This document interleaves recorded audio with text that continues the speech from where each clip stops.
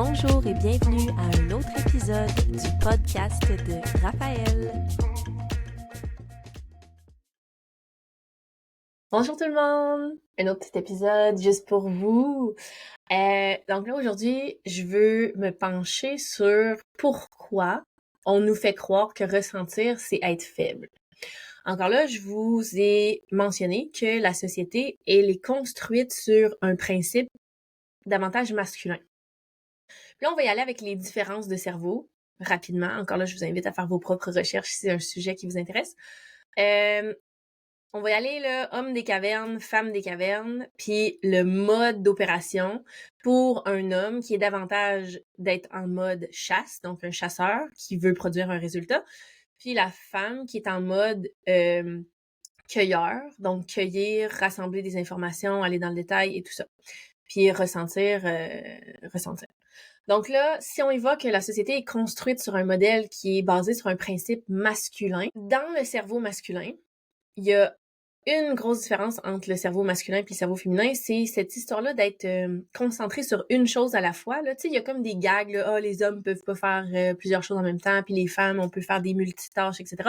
C'est pas tout à fait ça, mais il y a une partie de ça que je comprends là d'où ça vient en fait maintenant, mais c'est que la testostérone va créer un focus chez l'homme qui est en train de chasser pour être vraiment concentré sur son objectif et peut-être moins ressentir les distractions. Que ce soit justement la faim, la soif, l'envie de pipi, peu importe c'est quoi, la fatigue. Donc c'est comme si, parce que ultimement, quand il est en mode chasse, il veut chasser un mammouth. Et là, s'il y a une distraction, ça peut être ça qui va causer sa mort à lui ou le fait qu'il va pas nourrir sa famille ou sa tribu. Puis et donc qui va mourir. Fait que c'est comme le cerveau masculin est fait en sorte que on veut éliminer les distractions pour pouvoir produire un résultat. Fait que le pourquoi on nous fait croire que ressentir, c'est être faible, c'est que c'est relié avec cette peur-là que si on ressent une distraction ou qu'on reçoit une information non désirée, ultimement, c'est ce qui peut nous faire mourir. Fait que c'est comme une peur de mourir. Ça se traduit en la peur d'être faible. Et aussi, c'est que justement, t'es un homme, t'es à chasse, tu te pètes le pied sur une roche, puis là, vous êtes comme 2, 3, 4, puis vous voulez chasser le mammouth, puis là, l'autre qui crie, puis qui braille, bah! Puis là, ben, ça fait que ton partner de chasse va être un peu fâché après toi. Fait que il y a comme des choses, là, tu sais, dans le système, dans le corps de l'homme des cavernes, qui, encore là, on a tellement de choses dans notre corps de vieux et d'animal et de mammifères. Moi, je trouve ça super intéressant. Il y en a qui résistent beaucoup, là, cette idée-là, mais bon. C'est mon opinion. Vous n'êtes pas obligé d'être d'accord avec moi. Je vous la partage. Donc, ça, c'est pour les hommes, OK? Puis pour les femmes, c'est que le mode d'opération standard par défaut va être d'être en mode cueilleur, malgré que je vous dirais que la plupart des femmes, la plupart du temps, en 2025, ils ont un cerveau de cueilleur ou de cueilleuse et sont en mode chasse, sont en train de produire des résultats. Fait que ça fait quelque chose d'un petit peu différent. Et on y va sur le principe qu'on va y aller avec le mode par défaut de la femme. Et en fait, comme je vous disais, c'est la testostérone qui va produire le résultat là, de l'homme d'être concentré sur une chose à la fois. Puis nous, les femmes, évidemment, on peut produire de la testostérone, c'est juste qu'on en a beaucoup moins dans notre corps que les hommes. Ça va nous demander beaucoup plus d'énergie, produire la même quantité de testostérone pour obtenir le même niveau de concentration pour éliminer un peu les distractions. Mais le cerveau féminin, comment il opère? Si on est en mode cueillette, on s'en va dans un champ, et là, il faut observer. Puis c'est comme si la femme, par défaut, elle va scanner l'état physique, émotionnel et mental de tous les humains autour d'elle et de son environnement. Parce que de son environnement, exemple que tu arrives dans un champ puis tu veux aller cueillir, tu veux t'assurer qu'il n'y a pas de prédateurs, que tu es en sécurité. Et non seulement ça, mais c'est que souvent, c'est un travail d'équipe. Fait que là, on est 2, 3, 4, 5, 10 femmes. Puis là, on veut pas aller cueillir les mêmes choses qu'on a déjà cueillies. Et si on y va par principe, encore là, des lois non écrites de grand-mère autochtone, on veut pas récolter plus de 50% d'une batch de quelque chose qu'on aurait déjà récolté par le passé. Donc, c'est toute cette notion-là de communication, de collaboration, d'information qui rentre tout en même temps. de ressenti pour être connecté avec notre intuition, savoir s'il y a un danger. Puis, tu sais, c'est pour ça aussi que les femmes, on vire folle un peu là, quand on arrive dans une pièce ou dans une maison puis qu'il y a quelque chose là, qui est comme croche ou pas correct ou déplacé. C'est qu'encore là, la femme des cavernes, si elle revient après sa cueillette puis elle arrive dans la grotte puis là, il y a quelque chose de déplacé, ça peut vouloir dire qu'il y a un prédateur qui est venu dans la caverne et donc qu'elle est peut-être en danger et tout ça. Fait que ça, c'est un petit fait intéressant. Différence homme-femme.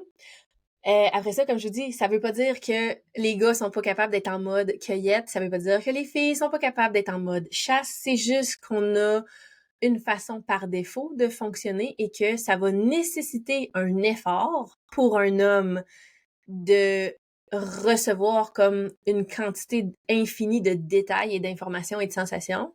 Genre, il y a juste besoin d'un peu plus d'énergie pour avoir accès à ça.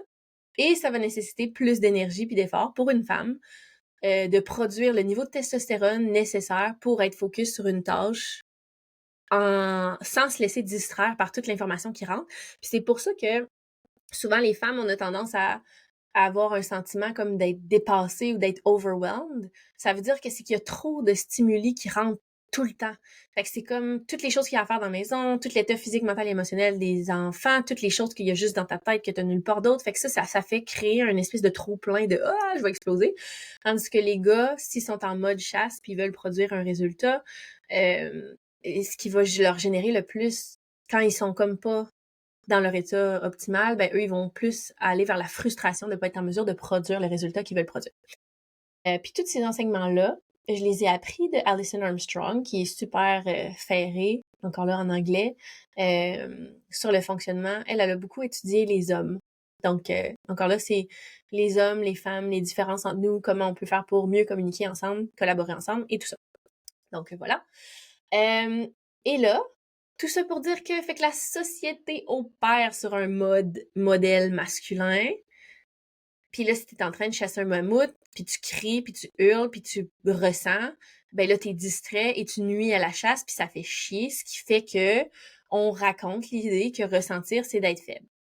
Après ça, pour les gars, c'est tellement ancré en eux qu'il y a une partie qui est innée dans leur génétique, d'hommes avec de la testostérone, mais il y a une grande partie de ça qui est du conditionnement social, puis c'est ça qui devient l'espèce d'idée farfelue de t'es un homme, tu devrais pas pleurer.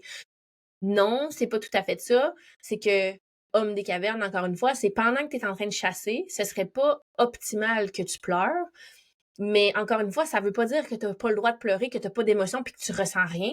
En fait, au contraire, c'est justement en connectant avec les hommes dans ma vie, que ce soit mon père, que ce soit mon amoureux, que ce soit mes frères, puis là, mon fils, c'est de voir, non, ils sont hyper sensibles parce que ils ont pas moins de sensations. OK, c'est ça l'affaire, c'est que justement, il y a tout le processus de quand tu pars d'être un bébé, puis là, de grandir, puis là, la testostérone, puis là, cette espèce de naturellement envie de camoufler comment on se sent pour, tu sais, comme si par défaut, t'es un chasseur, t'es un cueilleur, t'es un guerrier, c'est sûr que tu vas avoir plus tendance à dissimuler tes émotions que d'être un grand livre ouvert, mais quand t'es un enfant, quand t'es un bébé, Aymeric, mon fils, tu sais, je le vois bien là, qu'il y a pas moins de ressenti puis il est pas moins connecté sur son corps. C'est juste que je pense qu'en vieillissant, en partie avec le conditionnement puis en partie avec un facteur génétique et hormonal, c'est comme si il y a des choses qui vont venir dissimuler, mais l'information est pas moins là, pas moins accessible, c'est juste que ça va nécessiter un effort. Mais quand ils sont petits, il y a aucun effort nécessaire pour avoir accès à toute cette panoplie de sensations-là. Puis c'est toutes ces choses-là parce que dans le fond, c'est ça qui va permettre de savoir où on est, si on est dans un endroit où on se sent bien ou pas bien, si ce qu'on a l'intention de faire, c'est une bonne ou une mauvaise idée. En fait, pas bonne ou mauvaise parce que je suis comme dans le concept où ça serait pas ça, mais plus qu'est-ce que j'ai envie de créer dans le moment. Est-ce que je veux justement être en mode création ou destruction? Est-ce que je veux être en mode de connecter ou de déconnecter? Est-ce que je veux aller vers une place d'amour ou je veux orienter vers une place de peur? Puis après ça, il faut choisir qu'est-ce qui est le plus efficace dans le moment. Mais tout ça pour dire que l'accès à ce choix-là, ce choix conscient de qu'est-ce qu'on veut créer, c'est la sensibilité puis les sensations dans notre corps qui va nous indiquer c'est quoi, qu'est-ce qu'on veut créer, qu'est-ce qu'on est en train de faire, qu'est-ce que je veux vraiment. Puis c'est ce ressenti-là qu'on perd. Mais tout ça pour dire que pourquoi on nous fait croire que ressentir, c'est être faible. L'idée, c'est un peu l'histoire de, comme je vous dis, là, de chasse puis de modèle masculin. Mais c'est devenu un conditionnement. C'est devenu, t'es un gars, tu devrais pas pleurer. Puis ça peut pas être plus farfelu. Mais quand on est déconnecté de notre ressenti, OK? Fait que là, on va dire que la majorité des gens, la majorité du temps, sont déconnectés de leur ressenti, de leurs émotions. Puis on marche dans la société, puis là, on voit quelqu'un qui a une émotion. Quand quelqu'un a une émotion, l'instant d'un moment, il est pas en mesure de produire un résultat. Et là, on est dans une société axée sur produire un résultat. Fait que là, c'est genre, arrête d'être dans je sais pas quel état que t'es pour que tu puisses être en mesure de produire ton résultat. Mais ça, c'est complètement... Fait que là, ça, c'est comme vraiment de se couper d'une partie de nous-mêmes, puis de perdre accès à de l'information vraiment, vraiment importante, cruciale, parce que ultimement, ce qui va être en mesure de nous guider à travers le monde, dans nos choix puis dans nos actions, c'est cette sensation-là dans notre corps, mais c'est qu'on se déconnecte. Et quand on est déconnecté de nos sensations, c'est là que c'est le rationnel avec des informations qui va décider est-ce que c'est une bonne ou une mauvaise décision? Est-ce que c'est la bonne ou la mauvaise chose à faire? Tu sais, c'est tout rationnel, c'est tout dans ta tête, mais parce que tu n'as plus ton ressenti pour comme te donner l'information de ce qui fait du sens ou qui fait pas de sens. Fait qu'encore une fois, c'est que, tu sais, on va y aller avec un exemple banal, mais ça se transpose à plein de choses. Fait qu'on va y aller avec l'idée de marcher dans un champ, puis voir une fleur, puis la trouver belle, puis avoir envie de la cueillir. Puis, je dis pas, encore une fois, qu'il faut jamais cueillir la fleur, mais là, exemple que, c'est ça, toutes les choses qu'on trouve belles, qu'on veut, on va les cueillir, puis après ça, finalement, on les jette dans la poubelle. Quand tu t'es connecté avec ton ressenti, naturellement, tu vas comme prendre conscience que quand tu arraches la fleur va mourir. Puis quand tu l'as arrachée, mais que tu l'as jetée, ça a servi à rien. Fait que tu vas juste naturellement te questionner. Justement, bon, on va y aller avec des jeunes enfants sur le bord d'un étang qui veulent attraper des grenouilles, puis là, faire toutes sortes d'expériences avec les grenouilles.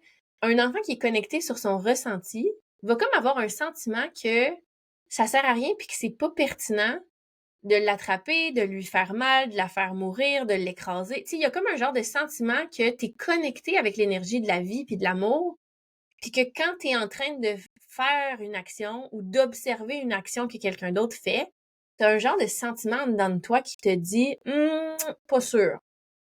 Puis là, si t'es habitué d'invalider tes émotions, tu vas faire ben non, c'est moi qui est trop sensible, je devrais pas pleurer. Puis là, tu invalides tes propres émotions, puis tu continues ou tu observes un truc sans rien dire. Et là, encore là, qui va créer un genre de conflit intérieur entre ton ressenti puis ton rationnel qui est genre, tu devrais pas te sentir comme ça. Tu as dû être trompé, tu as dû te tromper, ça, tu peux pas te sentir comme ça, ou t'es encore là, t'es faible, etc. Versus que, fait que c'est ce qui fait qu'à un moment donné, c'est très difficile de savoir qu'est-ce qui est vrai, qu'est-ce qui est pas vrai, qu'est-ce qui a une valeur, qu'est-ce qui a pas de valeur. Puis, tu sais, c'est très touché, là. Surtout avec les enfants. Mais pensez-y comme il faut. On passe notre temps à leur raconter des affaires qui sont pas vraies, des histoires de fées des dents, puis de Père Noël, puis tout ça, mais encore là, c'est mon opinion, je suis pas pour ou contre, vous faites ce que vous voulez là-dedans. Mais on raconte à des enfants des choses pas vraies en leur disant qu'ils sont vraies. Fait que là, dès tu sais, comme là, ça va créer ce conflit-là intérieurement, puis l'enfant, naturellement, va se dire, le problème, ça doit être moi, l'adulte a raison, ça va créer un clash. Puis encore là, c'est quelque chose que j'ai choisi de faire le moins possible avec mes enfants pour qu'ils puissent rester connectés sur cette fréquence-là de vérité puis de choses qui sont vraies. Donc, tu sais, qu'est-ce que t'as fait avec mes bonbons d'Halloween? Je les ai jetés dans la poubelle. Est-ce qu'il reste de chocolat? Oui, je l'ai mangé, mais tu peux pas en avoir. Est-ce que, peu importe c'est quoi l'idée puis la vérité qu'on n'a pas envie d'affronter, puis de dire les choses qui sont vraies à nos enfants pour essayer de leur préserver comme la réaction, ultimement, c'est qu'on les déconnecte de ce ressenti-là puis de cette sensibilité-là. Fait que là, c'est que, puis là, exemple que t'as soif, mais on te dit que c'est pas le temps de boire. T'as faim, mais le souper, c'est dans 15 minutes, fait que, genre, mange pas. T'es fatigué, mais là, faut que tu restes réveillé parce qu'on veut te prendre en photo. Ou tu veux dormir, mais je te réveille parce que sinon, je veux que tu dormes ce soir pendant que j'écoute mon film. Puis encore là, tu sais, c'est juste une question de le par défaut, puis juste de faire prendre conscience de c'est quoi qu'on est en train de faire. Fait qu'à chaque fois que vous dites à votre enfant ou à votre gars ou fille là, d'être raisonnable, d'arrêter de pleurer, que ça vaut pas la peine, que c'est pas le temps de manger, c'est pas le temps de dormir, c'est pas le temps d'aller aux toilettes, retiens-toi. Après ça, il y a une différence entre se retenir 15 minutes ou 5 minutes puis 1 heure parce que là t'es dans le char en train de mais tu sais de dire ou d'être fâché après notre enfant pour les sensations. Comment ça t'as faim, tu viens de manger il y a 5 minutes. OK, mais là c'est la faim qui est là, la sensation. T'as une sensation, je veux t'apprendre à l'honorer. Je veux pas t'apprendre à que tes sensations sont pas correctes, qu'ils devraient pas exister, puis que t'es dans le champ. Fait que ce qui fait que la sensibilité, c'est l'accès direct à la vérité, mais cette fréquence de vérité de qu'est-ce qui est vrai. Puis qu'est-ce qui est vrai, là, notre corps, il est connecté à ce qui est vrai. Puis là, comme je vous dis, l'harmonie, la vie, l'amour, la destruction, on le sait en dedans de nous. Qu'est-ce qui est en train d'arriver quand on est connecté avec ce ressenti-là, ce qui fait qu'à partir du moment où on est connecté sur notre ressenti, il y a plein de choses que les êtres humains font qui ne font absolument aucun sens quand tu es connecté avec ton ressenti. Mais tu peux rationaliser n'importe quoi avec ta logique. Tous les arguments peuvent être bons pour rationaliser n'importe quoi. C'est pas pour rien que dans les années 50, on racontait aux femmes qu'une étude quelconque d'autorité extérieure avait déterminé que l'allaitement était mauvais pour les enfants. Puis encore une fois, puis là, les gens sont comme « Ah oui, ça fait du sens. L'étude le prouve. » L'étude est financée par qui? Puis dans l'intérêt de qui? Puis dans le but de quoi? Parce que je vous annonce que de la formule, ça s'achète, ça coûte de l'argent, ça génère des sous à quelqu'un. Du lait maternel, c'est complètement gratuit, puis abondant, puis magique, puis ça a des propriétés vraiment incroyables que du lait n'offre pas. Encore une fois, 2025, pour moi, le plus important, c'est d'avoir la notion du choix. Fait qu'on peut choisir d'avoir une alternative, que ce soit du lait de vache, du lait cru, du lait en formule, du lait, faites tous les choix, du lait de chèvre, du lait de n'importe quoi, du lait maternel.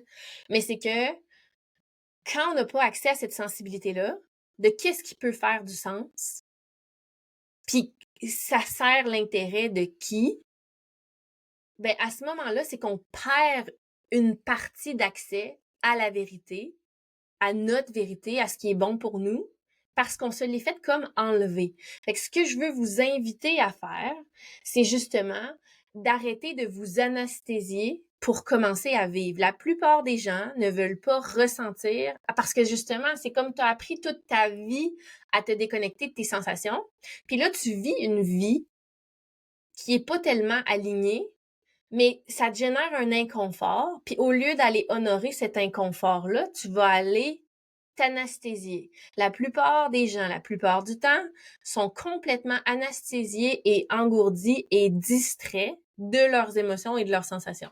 Fait que là, c'est dire, je me sens, on dirait qu'il y a quelque chose qu'il faudrait qu'il change dans mon intervention auprès de mes enfants. Mais je vais gérer ça une prochaine fois parce que là, je me sens overwhelmed, fait que je vais prendre un verre de vin. On le réalise pas parce que ça fait partie de tout le monde est genre les parents c'est donc difficile d'être un parent puis oui, c'est difficile et c'est quoi l'action que tu vas prendre pour honorer le fait que tu trouves ça difficile? Parce que le fait que ce soit difficile, ça t'indique qu'il y a une action qui peut être prise pour demander de l'aide à quelqu'un, puis d'être créatif dans la façon de demander de l'aide. Mais sinon, l'autre affaire que tu peux faire, c'est prendre un verre de vin, manger un sac de chips puis écouter un film. Puis y repenser peut-être demain, peut-être la semaine prochaine, peut-être dans un mois, peut-être pas. Puis c'est juste d'observer ça. Fait que dire à chaque fois qu'on a l'impulsion de prendre un café au lieu de faire une sieste, d'aller prendre un verre de vin au lieu de ressentir une émotion, d'aller travailler au lieu de venir affronter notre relation à la maison, d'inviter des amis tout le temps au lieu d'avoir une conversation dans l'intimité de qu'est-ce qui se passe dans notre vie intime, sexuelle ou peu importe, c'est de dire est-ce que je suis en train d'être anesthésiée, engourdie, distrait ou j'honore les sensations qui sont dans mon corps? Parce que c'est justement ça l'idée que ce soit une boussole puis que ça va nous indiquer qu'il y a quelque chose qui a besoin d'être adressé. Mais si on veut pas l'adresser, Maintenant, on a l'option de se distraire puis de faire autre chose. Fait que c'est là où, quand tu vas créer quelque chose à partir de cette connexion à ton intérieur, tu es beaucoup plus puissant, puis tu vas avoir beaucoup plus d'impact, puis tu peux créer une vie qui est alignée. C'est ça le concept. Fait que le concept, c'est de dire, dans le fond, tu as toujours les choix qui s'offrent à toi. Puis ça, c'est comme la notion de quand on dit on a toujours le choix. Puis personne veut entendre ça. Non, mais des fois, on n'a pas le choix. On a toujours le choix. C'est juste que des fois, on n'est pas d'accord. On n'est pas satisfait avec les choix qui nous sont présentés, mais on a toujours le choix. Mais c'est quand on est en mode survie, quand on est engourdi, quand on est déconnecté de notre ressenti, ben là, on perd l'accès à certains choix qui sont disponibles, mais qu'on n'est pas en mesure de voir parce qu'on n'est pas capable d'avoir accès à cette information-là qui nous viendrait de notre ressenti, qu'on s'est fait conditionner à douter, invalider, dès un très jeune âge, de dire tu devrais pas pleurer pour ça, tu devrais pas ressentir ça.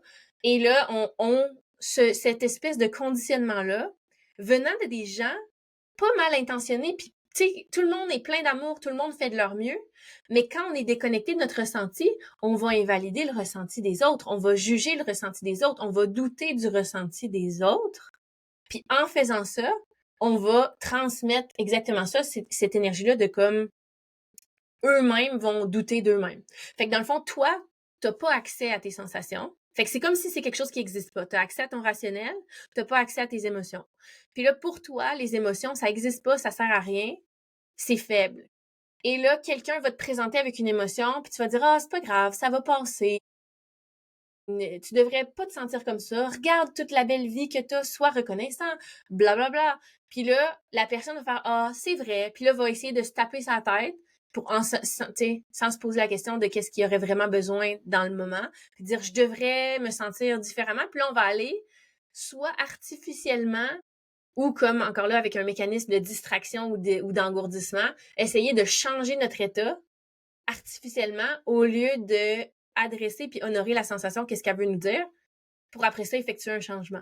Fait que tu sais, c'est un petit peu ça, cette énergie-là qui va changer le monde, d'où l'idée que ce soit un homme ou une femme qui est sensible puis connecté avec son ressenti, c'est exactement ça qui va changer le monde, qui va faire en sorte que ce qu'on va transmettre après, c'est honorer les sensations dans notre corps, puis justement entreprendre une action qui est guidée par cette sensation-là pour honorer ultimement l'expérience humaine de chaque personne. Dans le fond, c'est au lieu de créer une déconnexion, on va venir connecter avec l'autre dans son besoin qu'il est en train d'exprimer. Puis des fois, en fait, c'est que on peut aider les gens.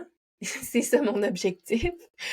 C'est d'aider les gens à retrouver ça. Donc, quand on a ça, on va respecter et valoriser la sensation, l'émotion, l'information que ça donne, puis on va avoir envie de transmettre ça aux autres. Donc, quand les gens autour de nous n'ont pas accès, on va être en mesure de les aider à extraire la sensation puis la vérité qui est là pour eux parce que nous, on a accès. Mais quand on n'a pas accès, ce qu'on fait, c'est qu'on déconnecte les autres. Fait que c'est comme un effet boule de neige, effet de ruissellement, effet de tout ce que tu veux, mais c'est que quand tu es déconnecté, tu vas créer plus de déconnexion. Et quand tu es connecté, même quelqu'un qui est complètement déconnecté, tu vas pouvoir lui donner accès à cette information-là. Puis c'est ces informations-là qui changent le monde ultimement, puis qui permettent aux gens de créer une vie dans laquelle ils sont heureux puis épanouis. Parce que, en fait, des fois, là, on sent encore là ce vide, on sait pas d'où il vient, on sait pas pourquoi, on n'a pas accès à l'information. Puis là, on va juste aller se distraire puis s'engourdir. Que quand des fois on devient un petit peu curieux puis on est comme ok, là, ça commence à être une claque d'en face ou une chaudière d'eau d'en face, de dire j'aimerais ça vraiment savoir c'est quoi le fil conducteur, c'est quoi l'information, c'est quoi cette vérité-là, qu'est-ce que c'est en train de me dire. Puis là, de mettre le doigt dessus, honorer et prendre action, faire le changement, puis après ça, de faire ah, c'est ça. Fait que c'est ça, je dis, qui est l'autre côté de tout ça. Mais le processus peut être quand même inconfortable parce que ça nécessite justement d'aller à l'intérieur de la sensation au lieu de vouloir l'éviter. Mais, puis tu sais, c'est toute une vie là, de conditionnement à éviter les sensations, à éviter les émotions. Mais voilà. Fait que c'est ce que j'ai à vous offrir aujourd'hui. Puis je vous souhaite une super belle journée, puis on se dit à bientôt! Je vous envoie tout plein d'amour et je vous souhaite une excellente journée. À bientôt!